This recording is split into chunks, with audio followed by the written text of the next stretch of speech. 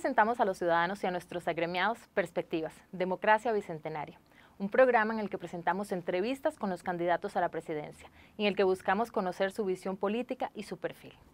Este es parte del compromiso del Colegio de Periodistas y Profesionales en Comunicación de Costa Rica con la sociedad. Inicia esta edición de Perspectivas.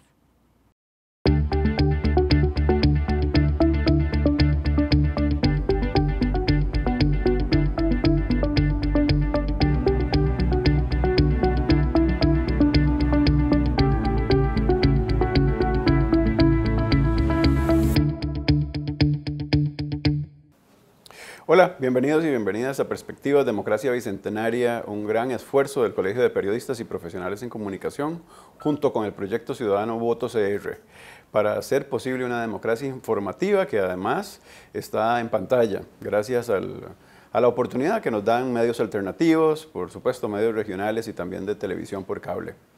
El día de hoy tengo la oportunidad de conversar con uno de los candidatos hacia la presidencia de la República, don Luis Alberto Cordero Arias. ¿Cómo está, don Luis Alberto? Muy bien, muy complacido de estar aquí en Tierra de Comunicadores. Sí, la Casa de la Libertad de Expresión, acá Así es. En el epicentro, cerquita de la Sabana, estamos en el Colegio de Periodistas. Don Luis Alberto, usted nace en el 53, la Costa Rica Bicentenaria en ese momento tenía un montón de estructura potente que logró hacer posible una Costa Rica que hoy es un legado. ¿Cómo vivía usted en la barriada cuando recién se empezaba a formar como un niño en la escuela? Muy contento, muy tranquilo, muy seguro. Nada de lo que tenemos hoy. Montado en la bicicleta siempre, en vacaciones y después de la escuela en la Cleto González Víquez, a la cual caminaba por, 500 metros al norte. Una Heredia apacible, llena de viejas tradiciones, muy bonita. Llena de cafetales. Sí, porque no era tan grande. Todo el área donde hoy está la Universidad Nacional eran los cafetales, circundando alrededor del río Uriche. Ahí medio aprendí a nadar en las pozas. Qué doloroso, porque el Uriche está, bueno, desde que yo lo conozco, es literalmente un basurero. Así es. Desafortunadamente, como muchos otros de nuestros ríos, ¿verdad? Pero bueno, era una Heredia realmente llena de buenas costumbres, muy tradicional. Los domingos en el Parque Central, las jóvenes daban vuelta en un sentido y los jóvenes daban vuelta en el otro sentido para, yo no sé si la expresión todavía se usa, pero para cuerdearse, ¿verdad? Precisamente ahí, en ese Parque Central, se arreglaron un montón de matrimonios en Heredia. Qué lindo. Los códigos eran la vista y la repetición. A mí no me tocó encontrar la mujer de mi vida ahí. Yo me la encontré en una esquina del parque. Ella de paso por Santo Domingo, exactamente en la esquina noreste del Parque Central, donde está la casa del expresidente Alfredo González Flores. Linda casa, por muy bien, sí. No tuve que hacer ese ritual de darle la vuelta, afortunadamente no. Y bueno, casi 50 años después, seguimos juntos. Sí, además abuelo, pero ya me va a contar también de esa otra etapa. Sí, ¿cómo no? ¿Cómo fue ese salto de la escuela al colegio y cómo ya se perfilaba usted por un apetito hacia las leyes? Mire, no sé si solamente hacia las leyes, quizás más a la política. Porque si bien es cierto mi formación es la del derecho, en los últimos 30 años, básicamente, si algo de derecho he leído de manera permanente es los temas de derecho constitucional, y más todavía me apasiona el estudio de los sistemas parlamentarios. Eso me llevó a hacer una maestría en la Universidad Castilla-La Mancha, España, en Derecho Parlamentario y Técnica Legislativa, que es más importante a veces la técnica que el derecho, y de eso quizá podemos hablar luego, sí, a propósito sí, de... He visto que su bandera ha sido totalmente lo que es llamar a una constituyente. Sí, sí. Eso es lo que puedo leer. Pero en el colegio, ¿ya usted experimentaba alguna, ahora que usted mezcla un poco esa formación suya básica de abogado con el derecho, ¿algún impacto en su vida ya tenía esa vida política? Digo, participó activamente en elecciones del colegio. ¿Hay algo que ya le daba ese aperitivo que iba a aparecer en una papeleta presidencial en el 2022? Además, me parece que lo tengo en los genes, porque mi abuelo Juan de Dios Cordero fue un político activo, llegó a ser gobernador de la provincia de Heredia cuando las gobernaciones existían, ¿verdad? Que no eran una figura, era una figura básicamente simbólica, tenían competencias y atribuciones, pero el poder real nunca estuvo realmente en los gobernadores. Y mi abuelo Juan Rafael Arias, mi abuelo materno, fue 3 veces diputado, fue ministro de Gobernación de don Alfredo González Flores, igualmente perseguido por la dictadura de los Tinoco. Salvó su vida porque se escondió en Santa Bárbara de Heredia. Y fue ministro de don Cleto González Víquez, famoso por un sobrenombre que en la crisis de los años 30, en el gobierno de don Cleto González Víquez, entre 1928 y 1932, en la recesión norteamericana que arrancó por esa década, que nos pegó como país, entonces Juan Rafael Arias llamó al consumo austero, al uso racional de los alimentos, de que todos contribuyéramos como sociedad a afrontar la crisis. Entonces casi que dijo que había que comer, había que pasar a pan y agua, pero bueno, era una cosa figurada, ¿no? Entonces terminó, todo el mundo en Heredia terminó llamándole Juan Rafael Paniagua, por eso, pero bueno. Y hay más políticos en la familia de mucho renombre. Sí, don Óscar Arias y yo somos primos hermanos. Él es hijo, lo mismo que sus hermanos Rodrigo y Cecilia, es hijo del tío mayor de Juan Rafael. Y mi madre es la menor de esos 8 hermanos. Y la que realmente a mí me mete en la política es mi madre, porque era una activista, siempre lo fue, del Partido Liberación Nacional. Yo me acuerdo muy chiquillo haber conocido a don Daniel Oduber en alguna reunión de la mano de mi madre y seguro haber tenido cercanía con alguien que yo no entendía mucho quién era, pero por supuesto que era alguien importante. Me causó una gran impresión porque la política se hacía de manera distinta en esos tiempos. Así que yo creo que lo tengo en los genes, pero mi primera experiencia en la política fue en el Liceo de Heredia, que tenía una tradición de, en el Día del Estudiante, elegir a un director, como que suplía al director real, y el director en el Día del Estudiante, que había que elegirlo por votación popular, a su vez elegía a su gabinete, por decirlo así, pero en realidad eran los profesores, entonces. Pero esta tradición además tenía un significado muy bonito, es que siempre los quintos años, o sea, los más viejos, por decirlo así, ganaban la elección. Yo cursaba el 4º año, fui el candidato de los 4 años, y fue la primera vez, y yo no sé si la única, en que alguien de 4º año les ganó la elección a los quintos. Qué bonito. Cosa que yo creo que nunca me perdonaron. Lo digo porque algunos de esos que estuvieron en 5º año fueron luego diputados, Víctor Julio Brenes, Alan Benavides, Luis Martínez, de los que me acuerdo, diputados heredianos, todos por Liberación Nacional, que estaban en esos 5º años que yo tuve la gran dicha de derrotarlos, porque me pareció un gran triunfo. Algo simbólico nada más, pero. Es que saben muy rico las victorias en la escuela y en el colegio. Porque, claro, porque los de 5º pasaban ninguneando a todos los demás, y bueno, cuando ya uno llega a 5º año hace exactamente lo mismo, ningunear a todos los de abajo. Pero bueno, esa fue mi primera experiencia.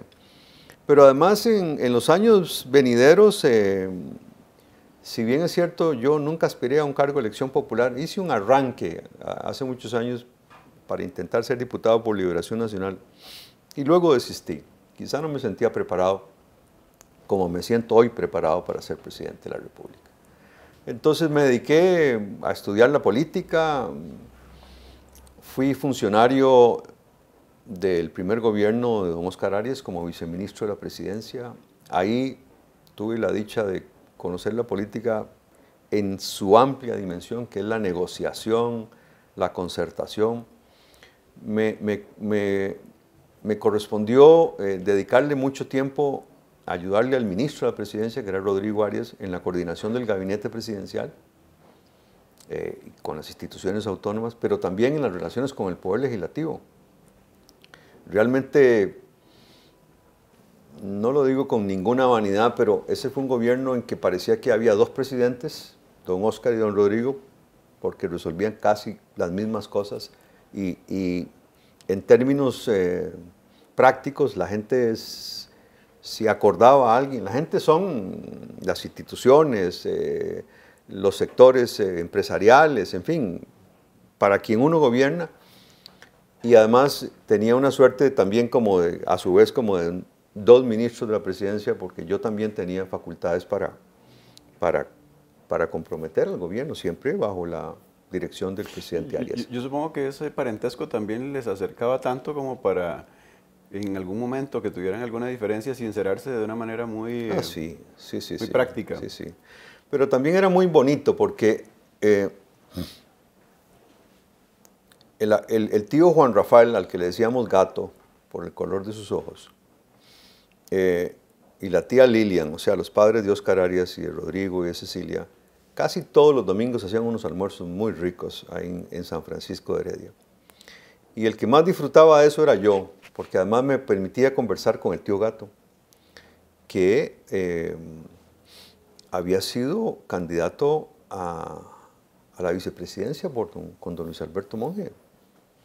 Y aunque no fue un político activo, siempre estuvo muy vinculado a la actividad política. Claro, por eso digo que esto viene en la sangre. ¿Qué era lo que se comía que les sabía tan rico? Bueno, la comida de siempre, o carne, o pollo, purés. El capítulo de los postres era imperdible, porque francamente la tía Lilian se esmeraba de una manera. Y era una tertulia muy linda, que terminaba como a las 4 de la tarde, francamente, ya cuando había que tomar café y ya y volverse a la casa. Elizabeth, mi esposa, y yo disfrutábamos mucho eso, especialmente el gran afecto de la tía Lilian. Era una mujer de una calidez, de una dulzura que uno se sentía siempre muy ¿Usted bien. enamoró a su esposa o su esposa lo enamoró a usted? Yo creo que yo me enamoré de ella primero. Seguramente porque, no sé, porque fue exactamente como en las novelas esas, como de un flechazo. Nada más tardé en verla en esa esquina de la casa de don Alfredo González Flores. Yo le había tomado prestado, pero unas comillas, porque no se lo tomé prestado, no le pregunté. Agarré un carro que tenía mi hermano, mi único hermano. Yo tengo una hermana y un hermano, ambos mayores. Un Austin, parecido como a los Cooper. Es un carro inglés que él había comprado, pero era muy... Era de la gente 007 del Austin, en sus inicios. Sí, sí. Y tenía el techo pintado como un tablero de ajedrez. Y claro, y hacía un escándalo. Y yo me sentía un galán completo en Heredia con ese carro. Llamaba la atención, pero no por el conductor, sino por el escándalo, francamente. El Sean Connery herediano, entonces. Pues tanto así no, pero digamos. Pero seguro al llegar a esa esquina fue más el escándalo lo que le permitió a ella volver a ver y me sonrió porque y desde esa sonrisa yo me di cuenta que, y viera lo que me costó luego porque... ¿Pero le habló ese día? No le pude hablar y después, unas semanas después, porque ella iba a estudiar con una amiga herediana, vivía en Santo Domingo, donde ahora vivimos nosotros, iba a estudiar con una amiga herediana, y no sé cuánto tiempo después, porque no había forma de saber de dónde había aparecido esa mujer que me había enamorado. Y unas semanas después, la volví a ver. Yo seguro calculé por los lugares y las horas, ¿verdad? No crea, ahí sí estaba jugando como de agente secreto, ¿verdad? Lo cierto es que tanto los detalles, ella los debe recordar muy bien. Finalmente logré abordarla, creo que fue así, pedirle un número de teléfono y ahí empecé. Pero tenía novio. Entonces la cosa se puso cuesta arriba. Pero viera lo que me costó deshacerme de ese tipo. En términos figurados también, ¿verdad? No voy a pensar que algo le pasó. Y bueno, en enero de este próximo año vamos a cumplir 48 años de casados, casi 50 de estar juntos, porque estuvimos jalando como un año y 7 meses. Y bueno, yo en un aniversario, tratando de bromear, dije que el 27 de agosto, que es nuestro aniversario de novios, porque yo le pedí ser mi novia un 27 de agosto en el costado este del Parque Nacional. Debo reconocerle que usted le da buena reputación a los hombres en esta conversación. Siempre nos dicen que somos malos para las fechas. ¿Recuerda usted hasta el día que... Sí, claro. Que se declaró? Bueno, tal vez no debería tomar tanto mérito por eso, porque me acuerdo muy bien que ese día el Deportivo Saprissa inauguraba su estadio.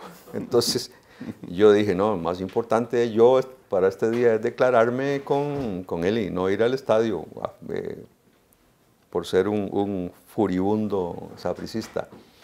Pero le digo a los heredianos que nos escuchen que con el único equipo con el que yo no celebro un triunfo de Saprissa es cuando juega con Heredia. Eso respetuosamente me quedo callado, no molesto. No dice nada. No digo nada. Cosa que sí hago con mis amigos manudos, eso sí. Pero bueno, eso es una vida es parte de mi infancia. Nos casamos muy jóvenes y seguimos trabajando. Yo no había terminado, estaba recién empezando a estudiar Derecho. Y aquí estamos, 3 hijos y casi 6 nietos, no, 6 nietos. ¿Viene uno de camino? ¿Viene uno de camino? Sí, una. El sábado pasado supimos que es una nieta, entonces ya empatamos, vamos a empatar 3 nietos varones y ahora 3 chicas. Qué lindo. Desde luego que la Isabela, que fue la primera de las nietas, Camila también, ambas, pero sobre todo Isabela a mí me tiene chocho completamente, puede hacer conmigo lo que ella quiera, literalmente lo que ella quiera.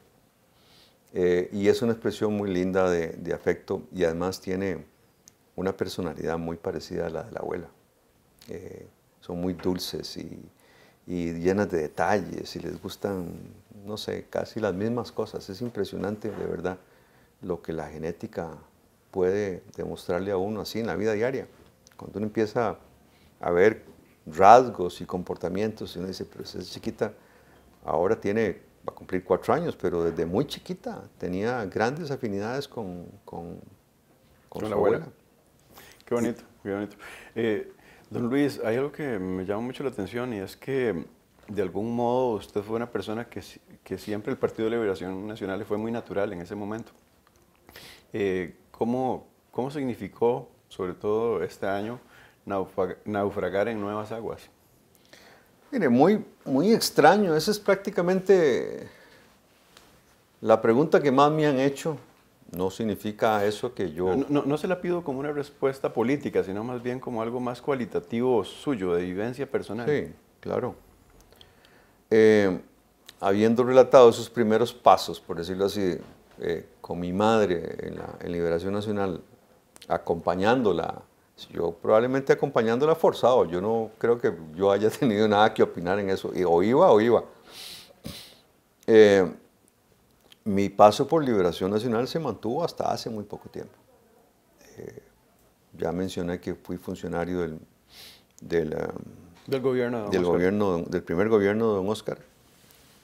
Y desde hace mucho rato, tanto mi esposa como yo habíamos venido dándonos cuenta que Liberación Nacional, a mi juicio, se había cansado de pensar, se había cansado de renovarse, probablemente casi todos los partidos políticos del país. Se quedaron estáticos en el tiempo, casi sin responder a las nuevas demandas ciudadanas, que son muchas y muy variadas, especialmente porque obviamente un partido que tiene 70 años, porque es del 51, tiene 70 años de fundado, tenía toda la obligación de acomodarse ideológicamente al signo de los tiempos. Cerró su instituto de formación política hace muchos años, dejó de capacitar a su dirigencia y especialmente se enfrascó en una lucha en una serie de luchas internas que lo debilitaron. Fue perdiendo gradualmente la confianza de los costarricenses. El Partido de Liberación Nacional, antes de esta elección, probablemente no representaba más del 15% de intención de voto. Cuando ganaba fácilmente las elecciones con entre 42 y 46% de la votación. La votación de doña Laura Chinchilla y la inmediata anterior en el segundo gobierno de don Óscar Arias apenas superaron el 40%. Fue la última vez que casi vimos una elección de esas. Y además, en esta campaña, como en la campaña inmediata anterior, estuvimos apoyando a don Antonio Álvarez de Santi porque sentimos que don José María Figueres no nos representaba. Siendo en esta oportunidad, de nuevo, don José María precandidato en esa convención interna con Rolando Araya, Carlos Ricardo Benavides, Roberto Thompson y Claudio Alpizar, igual no nos representó. Nos apuntamos por Carlos Ricardo Benavides porque entendemos y seguimos pensando que es el líder que Liberación necesitaba. Bueno, y una mayoría de liberacionistas optó por José María Figueres, y a mí me parece, y lo digo con mucho pesar, Liberación Nacional va a perder la elección y ese va a ser el inicio del fin. Liberación necesitaba un cambio radical y eso empezaba por un candidato distinto. Carlos Valenciano, Camer y yo somos amigos desde hace 30 años. Yo estaba trabajando con él, llegué poco después de sus primeros pasos con el movimiento libertario, al que prácticamente reconstruyó desde sus cenizas, donde lo habían dejado algunos dirigentes irresponsables que hoy le piden el voto, dizque a los liberales que aún lo siguen, eso lo dicen ellos, como Otto Guevara, de eso estoy hablando, y Federico Malavasi. Y lo inspiró el rescate de una agrupación política que había llegado a tener el tercer puesto, la tercera fuerza política del país. En algún momento alcanzó un 20% de la votación. Eligió 9 legisladores, tuvo una dirigencia a nivel nacional. Desde una perspectiva ideológica muy distinta al sentir costarricense. Los liberales en todas partes del mundo creen que el Estado está al servicio de la empresa privada y que debería ser chiquitito, eficiente pero pequeño. Y además están casi en contra de todas lo que ellos consideran que son libertades intocables. Los costarricenses somos gente muy ubicada en el centro, no nos gustan los extremos. Eso me dicen todos. Pero es que así somos, ¿verdad? Yo creo que a veces es un poco hipócrita, don Luis, porque muchos de los que dicen estar en el centro nunca han tenido ideas verdaderamente de centro. Y muchos que dicen que están en ese centro han propiciado decisiones que están más bien muy cerca de una derecha bastante radical. Pero bueno, sí, eso es otra conversación. Sí, pero importante, perdóname, importante porque estar en el centro sin sesgos ideológicos es básicamente poner la dignidad humana en el centro de las políticas públicas. Yo no me desgasto en consideraciones ideológicas, que entiendo muy bien porque he estudiado eso, pero no me desgasto en eso, ni me desgasto defendiendo si el nuevo movimiento libertario es de centro o no, pero sí lo es. Prefiero decir que va a ser un partido humanista.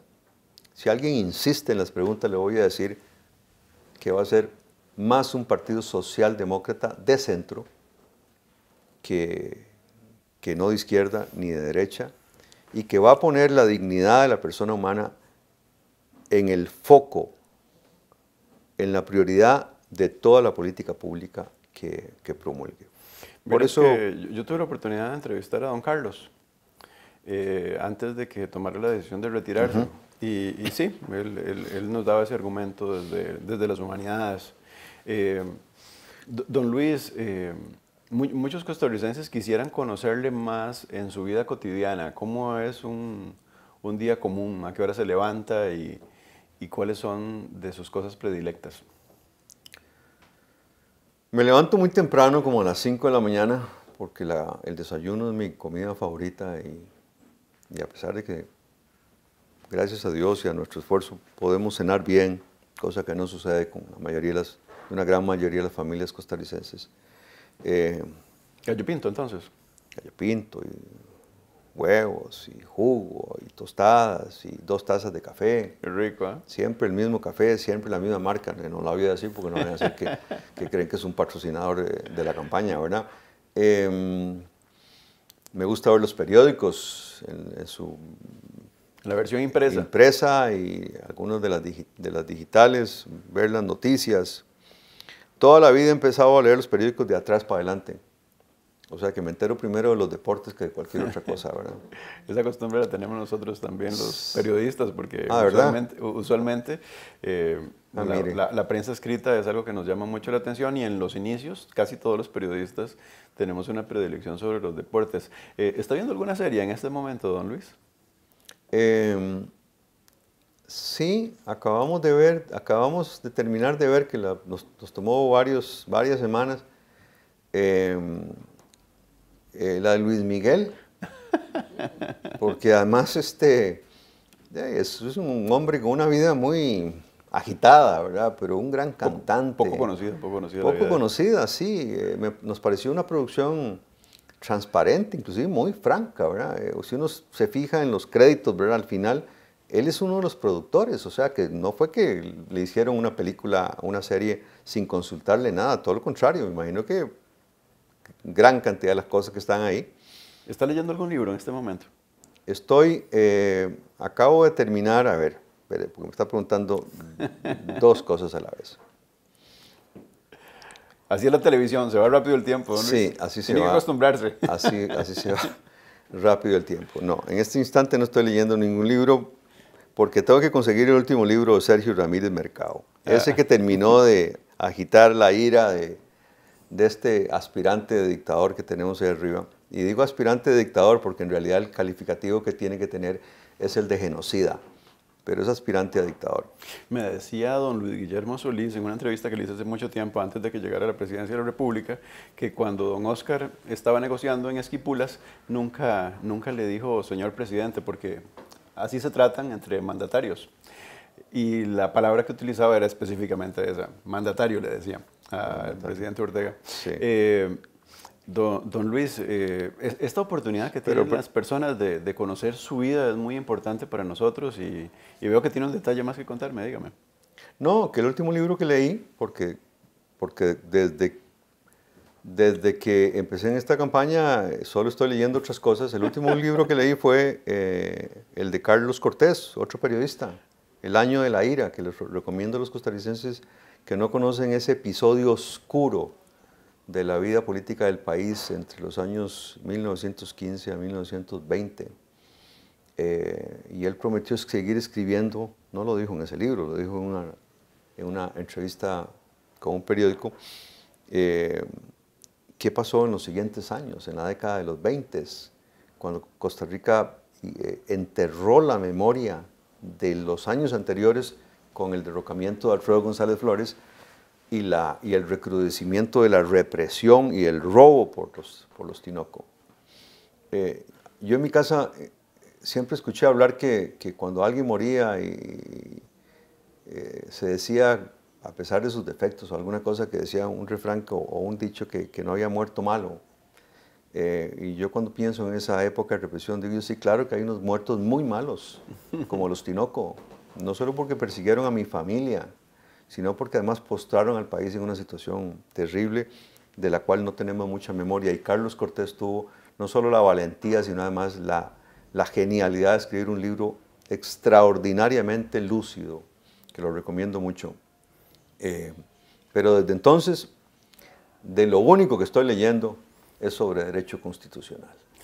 Pues bueno, ya hablaremos de eso en una segunda parte de la entrevista que vamos a tener. Más bien, muchas gracias por brindarnos la oportunidad de adentrar un poco en su vida y de conocer aquel momento en el que en un automóvil ruidoso usted decidió volcar su mirada a quien sería el amor de su vida. Sí, sí, sí. Hay que terminar de notar el detalle que fue la sonrisa lo que... Ahí sí me di, este hombre está perdido ya. Han tenido ustedes la oportunidad de conocer la vida de don Luis, así que les invito a una segunda parte de esta entrevista donde vamos a tener la oportunidad de conocer su plan de gobierno, los desafíos país y qué tantas ideas se trae bajo la manga para poder enfrentar esta dura situación de nuestro país.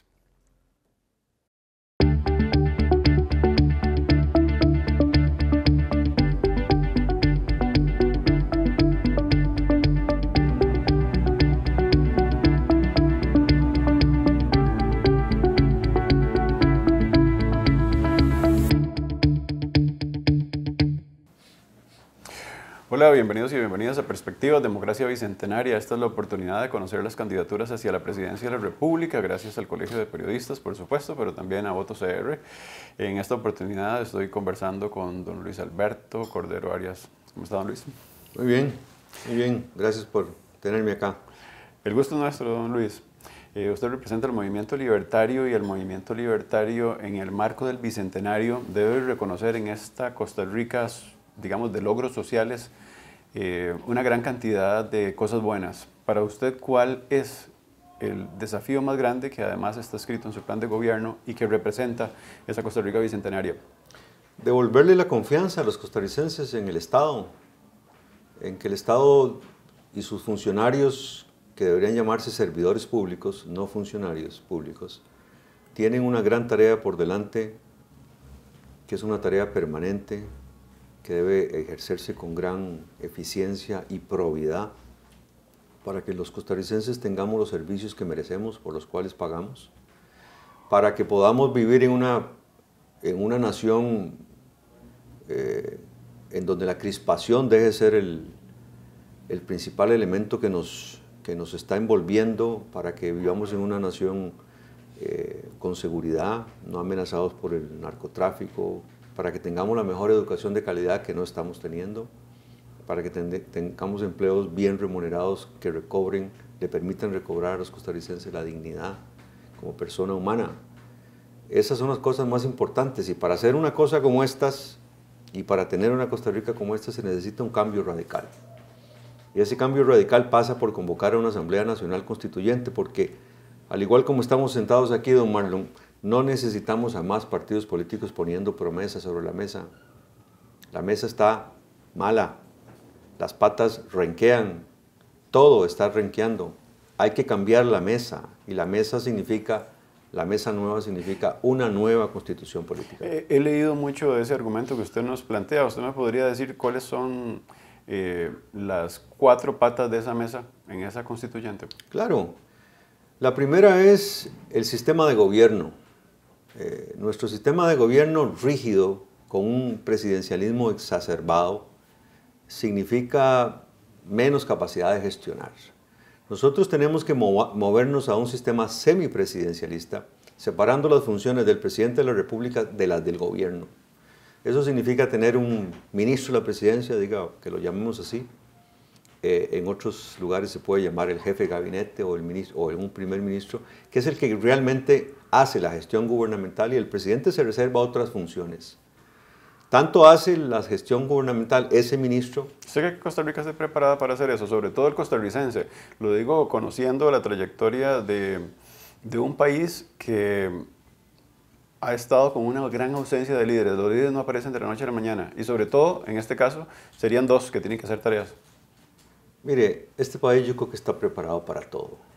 Lo que los costarricenses estamos es temerosos de los cambios. Deme la otra pata de la mesa para seguir avanzando en esa... La otra pata de la mesa es descentralizar el ejercicio del poder, porque tenemos un poder vallecentrista, todo se define en San José. El régimen municipal tiene una gran cantidad de funciones y sin embargo no las cumple. Las municipalidades tienen que ser el motor del desarrollo en todo el país, no el gobierno central. El gobierno central es un gestor y un coordinador de los recursos públicos puestos en manos de los gobiernos locales, y supervisando esa función. Vea que los gobiernos locales se han hecho, puesto que inclusive hoy aparecen en casos graves de corrupción algunas municipalidades. Claro, bueno, pero eso es hacer mal. Si hicieran bien en todos los casos, no estaríamos viendo casos de corrupción. Lo que le quiero decir es que la descentralización sí está. Es una descentralización demasiado acotada por la regulación. Entiendo. Demasiado acotada. Permítame decirlo de esa manera, empezando por el control de la Contraloría General de la República.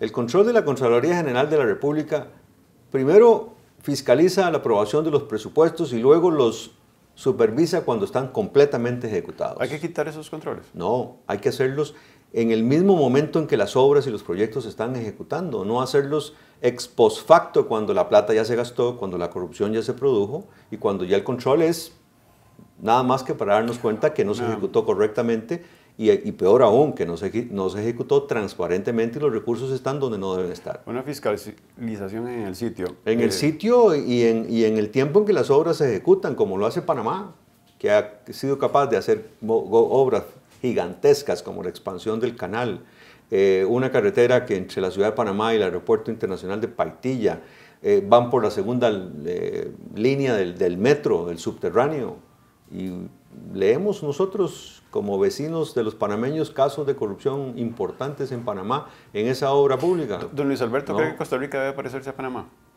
Tiene que parecerse al empuje de los panameños que están teniendo. Nosotros somos una sociedad que evolucionó con mucho más eficiencia y más beneficios, más desarrollada en términos generales que el resto de América Central, y sin embargo Panamá es el país con la economía más pujante. Algo deben estar haciendo bien, muy bien los panameños que se colocan en ese lugar, y además son capaces de atraer inversión extranjera de manera más eficiente inclusive que nosotros mismos. Claro que nos estamos enfrentando a un competidor muy importante con Panamá. Voy a dejar a la gente con la curiosidad para que vaya a su plan de gobierno y pueda chequear las otras dos patas de esa mesa. ¿Cuál va a ser la política de impuestos de un gobierno de movimiento libertario representado por don Luis Alberto Cordero Arias? Un cobro efectivo de los impuestos existentes, nada más. No creo que este país necesite en su estructura tributaria más impuestos. ¿Usted cree que los que han llegado no han querido hacer eso? Claro, pero es la primera vez que en estos últimos 4 años el país, y ese es un mérito que hay que reconocerle a la Asamblea Legislativa, aprobó un préstamo del Banco Mundial de 164 millones de dólares, cuya ejecución creo que ya está atrasada, que no es ninguna novedad que aquí algo empiece tarde, que se están destinados a automatizar una enorme cantidad de procesos mediante toda la tecnología de punta en la Dirección General de Tributación Directa y en la Dirección General de Aduanas. Porque cuando usted cobra los impuestos bien, la plata aparece. Cuando usted cobra los impuestos en las aduanas de manera correcta, la plata aparece. Porque hay evasión en impuestos, hay evasión en aduanas. Y vamos a encontrarnos el enorme reto de esa burocracia en aduanas y en tributación directa, que va a ser la ejecución de ese proyecto toda una gran incógnita. Afortunadamente entiendo que la señora Alicia Avendaño va a estar a cargo de ese proyecto de gobierno digital, y cuando empecemos a hacer bien las cosas en aduanas y en tributación directas, vamos a probar que la utilidad de esos impuestos va a quedar expuesta. Y yo no creo que haya necesidad de hacer ninguna otra cosa, porque francamente la estructura tributaria que tiene el país es la suficiente. Algunos piensan que es excesiva, algunos piensan que no. Lo cierto es... Para que la gente lo comprenda bien, usted alude más a una mejoría en los sistemas de Hacienda que han sido deficitarios y que lo han señalado muchos ministros que han pasado por ahí. Ahora, usted nos habla de esa recolección de impuestos. Esa recolección de impuestos yo diría que también entra en el mecanismo de que mucha de esa evasión es una ilusión en realidad y que también están a derecho con lo que hacen, porque hay empresas que les enseñan cómo hacerlo, porque hay abogados y contadores que se forman en universidades para eso. Así es. ¿Cómo cambiar ese modelo? Bueno, ampliando los controles, no hay otra forma. Todo en materia tributaria está inventado, ya creo que no hay nada más que inventar. La elusión ciertamente es otro mecanismo de no pagar impuestos, o de pagar mucho menos impuestos sin violentar la ley. Eso es un asunto de transparencia, pero como todo en el sector público costarricense, lo que se necesita es una mucho mayor gestión. El país, cuando elige un presidente, debe pensar que está eligiendo un administrador. Si usamos algún tipo de símil o varios símiles distintos, Si usted va a construir una casa, no la va a comprar hecha, contrata un constructor o un maestro de obras, y si puede y su condición económica o el préstamo se lo permite, tiene un ingeniero civil y tiene un arquitecto. Pero fundamentalmente tiene un constructor haciéndose cargo. Usted elige al mejor constructor para que le dé la mejor casa. En cualquier actividad siempre hay un administrador o una administradora. El presidente de la República es eso. Por eso no hace falta discutir tanto acerca de las condiciones y de los planes de gobierno. Lo digo con todo respeto, por mi propio plan de gobierno y por los demás, porque los costarricenses en lo que tienen que fijarse y no se ataranten, que no se ataranten en esta gran cantidad de candidaturas que tenemos al frente, es en identificar al mejor administrador, porque ese es el que tienen que elegir. Ahora que usted habla de que puede atarantar esta gran cantidad de candidatos hacia la presidencia de la República, ¿hay alguno que usted considere que sea peligroso que nos gobierne? Claro, desde luego que sí, se llama José María Villalta y el Frente Amplio. Esos que ahora reniegan de su apoyo a los venezolanos y a la Nicaragua del genocida de Ortega, por supuesto. Ahora solo les falta renegar del gurú cubano que tiene ese país postrado por más de 50 años. Ese es un peligro real para Costa Rica. Usted sabe que llegar a gobierno tiene necesariamente en un momento determinado, dependiendo de la cantidad de diputados que tenga un partido como el Frente Amplio, la gran necesidad de buscar mediación y negociación. Todos los partidos van a tener que hacer eso. Esta va a ser una asamblea legislativa atomizada como nunca. Yo tengo experiencia en esas cosas. Yo he pasado 40 años de mi vida trabajando y estudiando para la política, no viviendo de la política, y he visto y he participado en cada uno de los países de América Latina, desde México a Chile, si Chile es el que está más abajo, ya no lo recuerdo bien, trabajando con partidos políticos, con gobiernos, contribuyendo en reformas constitucionales, en leyes de partidos políticos, en financiamiento de partidos políticos, en participación efectiva de las mujeres. Yo sé lo que es negociación para construir política pública, por eso es que le pongo el nombre a disposición de los costarricenses, porque yo sé que soy un buen administrador. Lo que quiero decir es que el país lo que necesita para sus cambios es gestión, y la capacidad de gestión tiene que ser fortalecida, y por eso insisto en una constituyente, porque hay que fortalecer la capacidad de gestión de los servidores públicos para disminuir la corrupción. Eliminarla del todo es bien difícil, para lograr eficiencia en la prestación de los servicios, transparencia, trazabilidad del uso de los recursos y satisfacción a las necesidades, porque ni la educación de calidad no espera, la salud no espera, la obra pública no espera, las relaciones internacionales y la política exterior no esperan. Para todo se necesita capacidad de gestión. Ese es el enorme reto de la elección del 6 de febrero, que se va a decidir el 6 de abril, encontrar el mejor administrador y una asamblea legislativa que tenga la madurez de construir consensos a pesar de las diferencias, que todos los costarricenses realmente pensemos en el país. ¿Con qué partidos políticos el movimiento libertario que representa a don Luis tiene compatibilidad? Ahora usted acaba de haber hablado de una segunda ronda.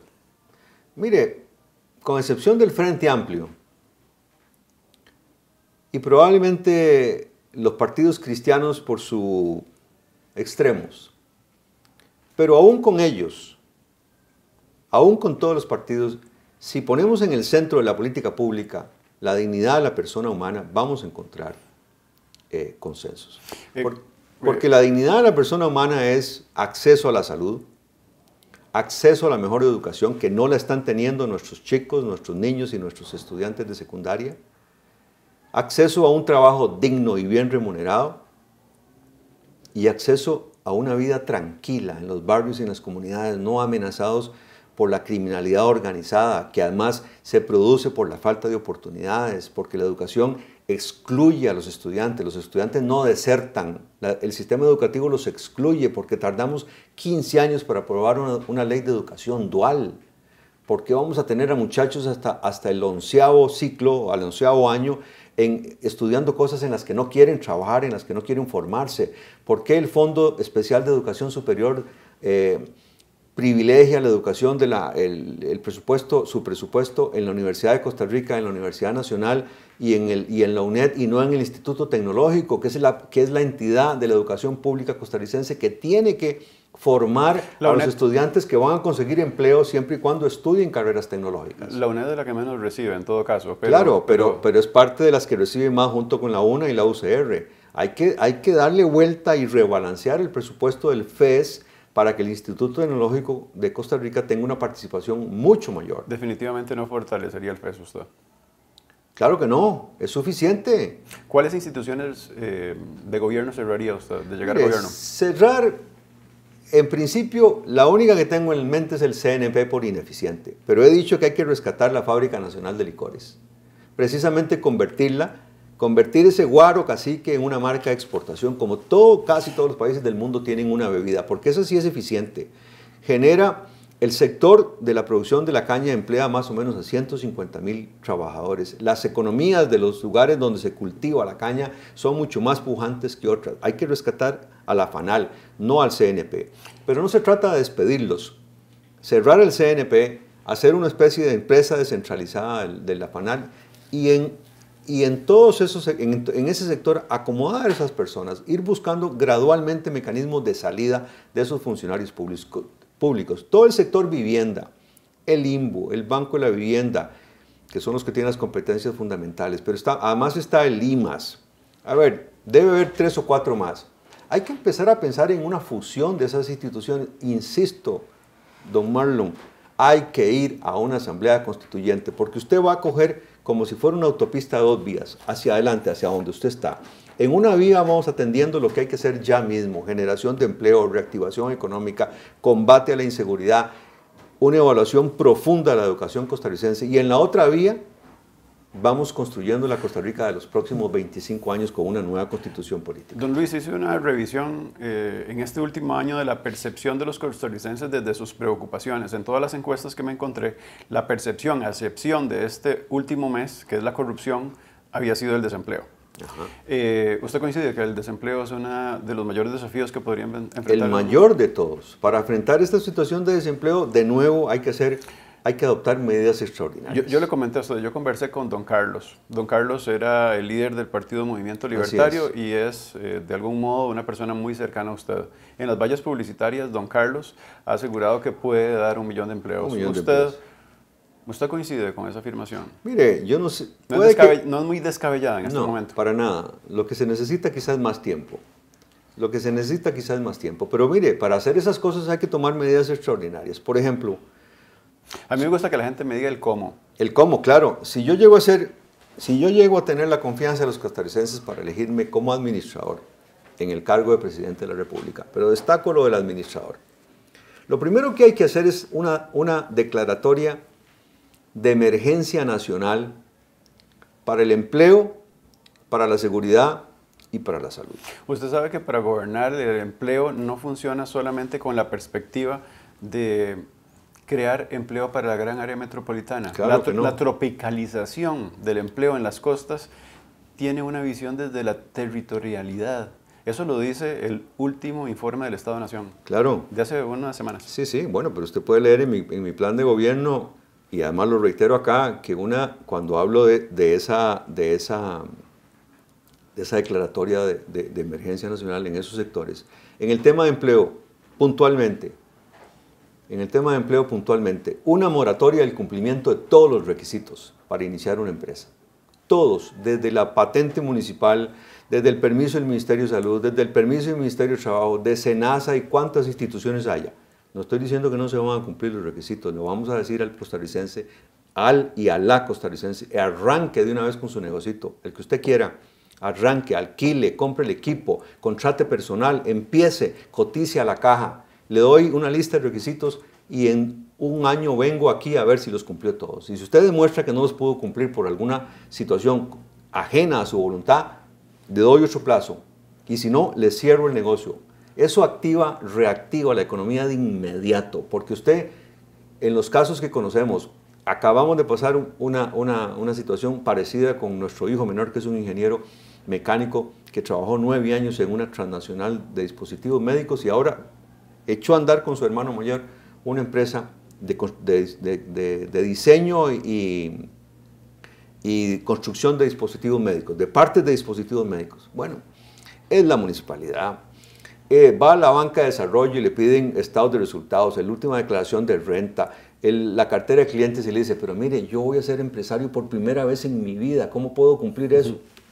Bueno, pero bueno, déjenme terminar porque me falta otra. La otra es una condonación de todo lo que adeudan y les impide formalizarse los 800,000 empleados informales. Y digo 800,000 porque esa cifra nadie la conoce en realidad.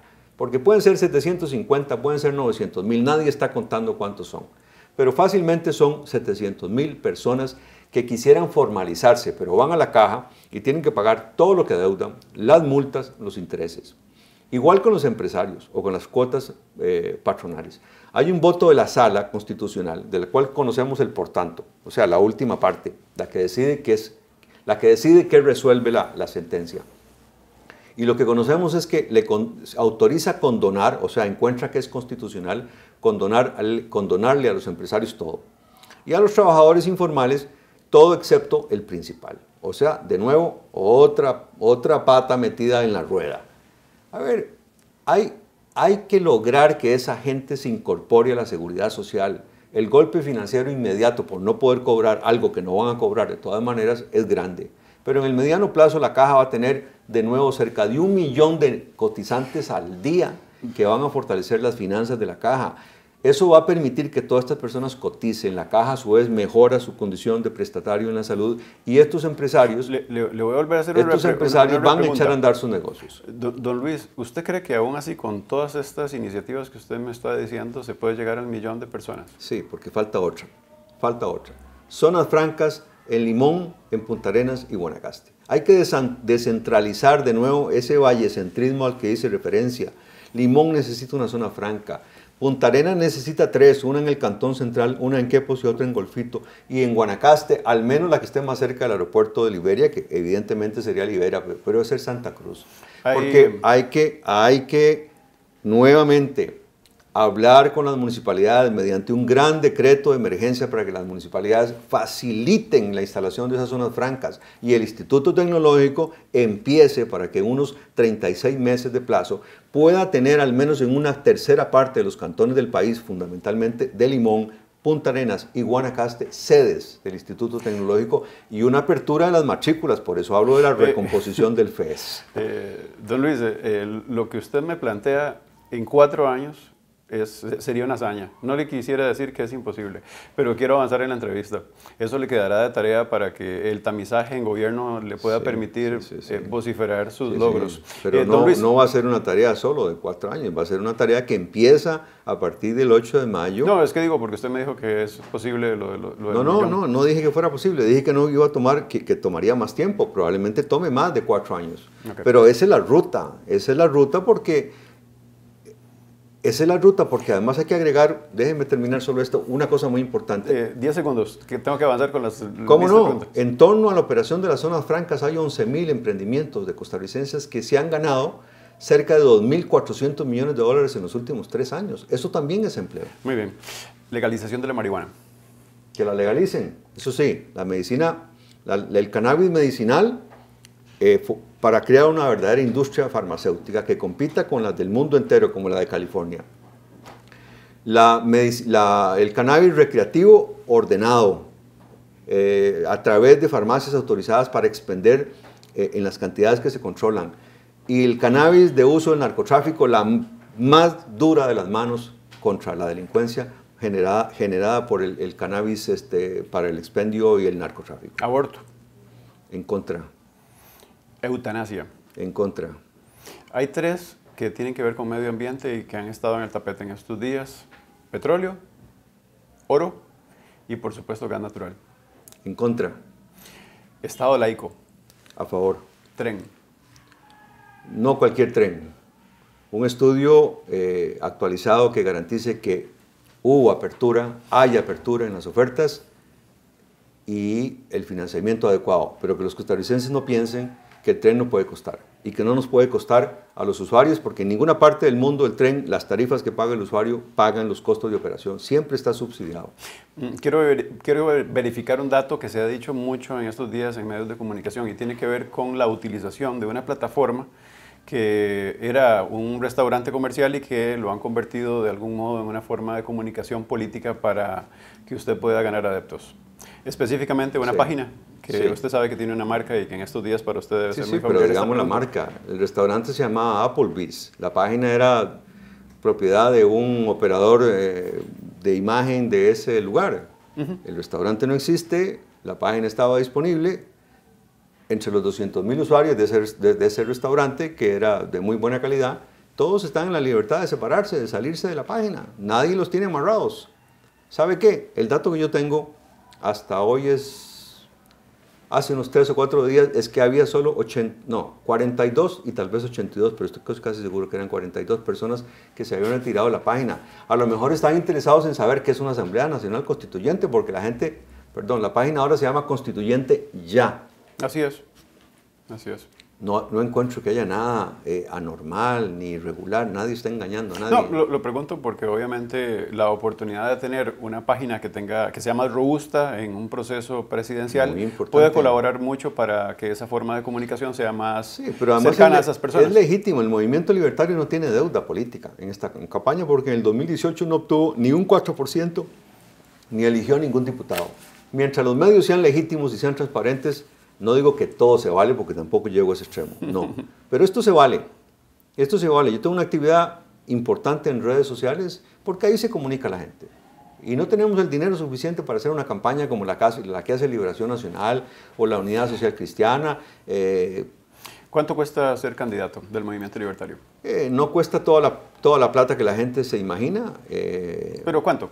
Esa es una de las preguntas que más me ha costado que me contesten. Es que, don Marlon, nadie se la va a contestar porque es por una razón muy sencilla. Mañana, ahora en el cierre del campeonato nacional, empiezan las semifinales. ¿Por qué el entrenador de un equipo le va a revelar a la opinión pública la alineación si es una decisión estratégica? Es una medición de transparencia, don Luis. No, la medición de transparencia viene después. ¿Sabe por qué? Le digo porque se lo pregunté a José María Figueres, él me dijo que eran más o menos $3 millones. Ayer, el último informe de comunicación digital de la Universidad Latina nos dijo más o menos cuánto está invirtiendo. Es consecuente con más o menos el dato que nos dijo. Y lo he conversado con todos los candidatos, inclusive, por ejemplo, el partido del Frente Amplio. Don José María Villalta me dio un dato. Claro, porque también los dos tienen deuda política y pueden darse ese lujo, pueden colocar sus bonos. Nosotros estamos tratando de colocar nuestros bonos. Pero esto no es un asunto de falta de transparencia. ¿Cuesta 500.000 pesos? No, cuesta entre 500.000 y $1 millón. Si yo tuviera los 3 millones de José María Figueres, no iría siquiera a la segunda vuelta. Me quedan los últimos 30 segundos. La libertad de expresión es fundamental para nuestra democracia. ¿Cuál sería su política a la hora de llegar hacia la presidencia de la República para comunicarse con los periodistas? Todas las facilidades. Estoy absolutamente a favor. Yo pasé trabajando 9 años con el Instituto Interamericano de Derechos Humanos y cuando hablo de los temas de política, de políticas públicas, uno de los temas siempre que nos ocasionó más dificultades es convencer a los gobiernos de la necesidad de tener un marco normativo absolutamente amplio y restricto en materia de libertad de expresión. Conmigo pueden contar, conmigo no van a andar. Eso sí, que después de las 9 de la noche, por favor, no me llamen porque yo necesito descansar. Don Luis, lo van a llamar. Pero sí, yo sé, pero estoy diciendo, bueno, para ganarme unas horitas adicionales, por favor. A la hora que sea, el administrador tiene que estar dispuesto a cualquier hora del día. Ha sido un placer conversar con usted. No, sé que lo he llevado muy rápido y le agradezco mucho su cortesía para poder acercarse a la ciudadanía y poder responder las preguntas que de repente pueden ayudarle a la hora de elegir. Sí, sí. Le agradezco mucho. Muchas gracias. Para nosotros en el Colegio de Periodistas es un gusto tratar de llevarle todas las candidaturas hacia la presidencia de la República. Esta conversación con don Luis es nuestra candidatura número 25. Yo digo que hemos completado una hazaña con un equipo maravilloso de producción. Y ahí debo reconocer la labor de los compañeros en producción que usted va a ver en los créditos, tanto Alan como Rolando. Para nosotros es un placer y junto con Voto CR llevarle esto a pantalla. Hasta luego.